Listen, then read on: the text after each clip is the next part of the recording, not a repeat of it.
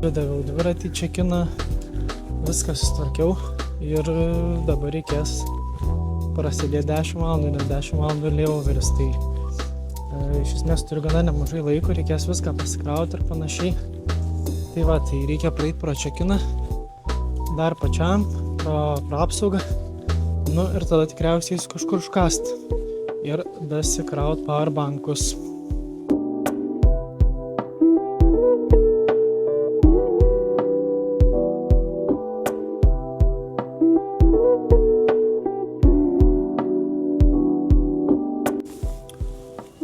Radau tylesnį kampą biškį, kad niekam netrukdyčiau. Tai praėjau security ir tada supratau, kad pamečiau savo powerbank.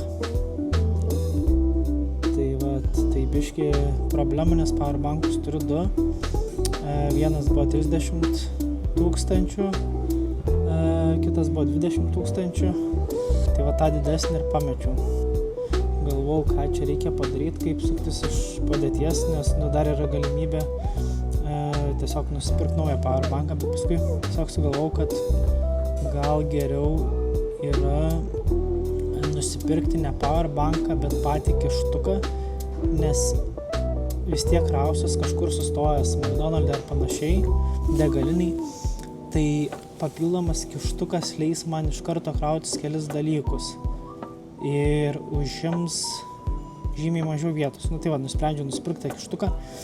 Tai vienas kištukas, tas jau geresnis 3-5 W berods, sveria 7-5 gramus, o powerbankas apie 500-600 gramų.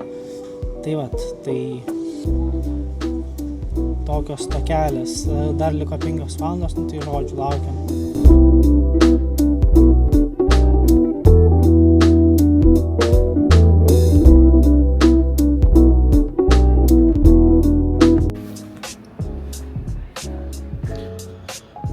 Mūsų skrydis Kirkenes 5:05, vartų dar nėra,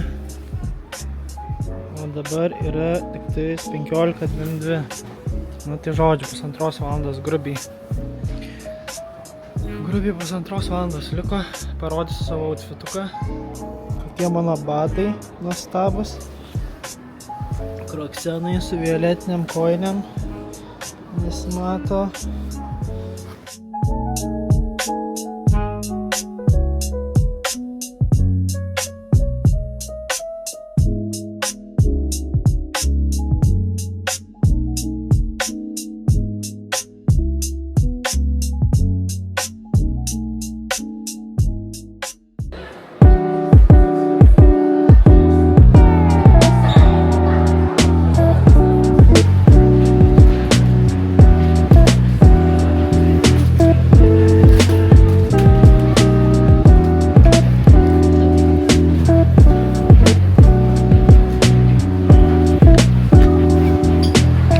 Tai šitą miestelį yra 3 beros viešbučiai, kas yra crazy, nes čia gyvena tik 3000 žmonių, bet Maniškis štai atrodo taip, tai nėra labai įspūdingas, bet praėjau miestelį šiek tiek, tai nėra pats blogiausias. Tai va, bandom išeit.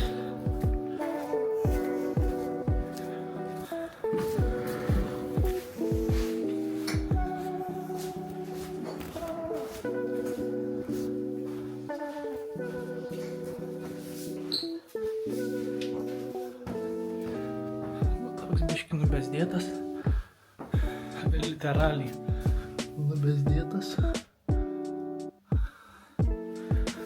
bet it is what it is.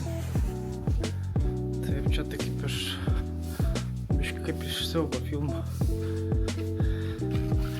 Nieko tokio. Raktai kiša, trakėjo. Nieko labai ypatingo. Nieko. Nu. Lova, stalas. Nėra, kad čia man kažko ko reikia, bet tikiuosi bent jau švarus. Šviesa yra gerai. Kriauklė yra, pulkas yra. O, net grindys šildomos. Oho. Nu, man tikrai įspūdingai. Tai ką reikės eit biškį į dušą truputį šokt. Arba gal tiesiog reikės eit pavalgyti, nes jau vėlu. Kiek čia dabar 2 valandų turim? Turim po 9:05. Tai va, įdomu, ar iš vis kas nors dirba čia. Jeigu dirba, reikia eit nusipirkt kažką užkast. Nu ir tada gal bandysim kažkaip dviratį po truputį dėliotis. Tai nusimečiau daiktus. Niekas nedirba, nei viena parduotuvė. Viskas uždaryta. Tai paklausiau šito savininko, kur čia galima pavalgyti tokiu metu. Tai siuntė mane į kažkokią pizzeriją. Tai nežinau, ar čia kažkas gero toj pizzerijai gausis ar ne, ar dar atidaryta, nes Google Maps'e nelabai netyra. Bet pabandysim kažką. Pizzerijos neradau, bet radau kebabinę. Tai už kebabą sumokėjom, man rodos, apie 205 kronų. Nu, tai jaučiu grubiai apie, nežinau, 12 eurų. Tai tikriausiai pats neskaniausias kebabas, kokį valgiau gyvenime. Vau, koks neskanus. Tai vat, tai tokia gaida einam namo. Po truputį ruoštis daiktus, iškraudinėti dviratį ir viskas. Ir tada rytoj reikės anksčiau keltis, apsipirkti šiek tiek maistu, nusipirkti dujų ir važiuoti startinę poziciją. Šiaip tai vaizdeliai visai gražus jau. Viskas visai fainai, oras, aišku, visiškai norvegiškas. Šiam 7% lietaus tikimybė. Debesuota, bet nėra šalta, 18 laipsnių plius minus.